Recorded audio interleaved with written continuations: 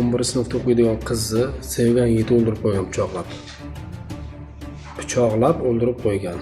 Namanganda 11-sinf o'quvchisi bo'lgan qiz pichoqlab o'ldirildi. Ma'lum bo'lishicha, gumonlanuvchi marhuma qizning unashtirilgan yigiti bo'lgan.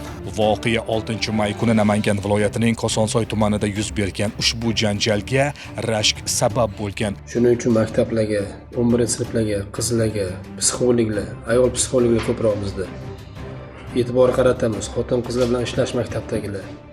Direktorlar asosan ayollar sizlar. Qizlar bilan ishlaydi, hozirdan ishlaydi. Tarmoqdagi ba'zi manbalarda qizning bitiruv oqshomiga tiktirgan libosi sabab janjal kelib chiqqani aytilmoqda, ammo bu fakt hozircha rasman tasdiqlanmadi.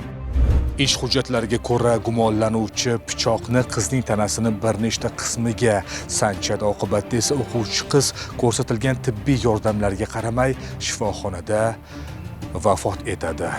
Hodisa joyiga tezkor tergov guruhi chiqib, voqea joyi ko'zdan kechirilgan hamda daliliy ashyolar olinib, tegishli ekspertizalar tayinlangan. Mazkur holat yuzasidan Kosonsoy tuman prokuraturasi tomonidan Jinoyat kodeksining 97-moddasi 1-qismidan jinoyat qo'zg'atilib, gumonlanuvchi shaxs protsessual tartibda ushlangan.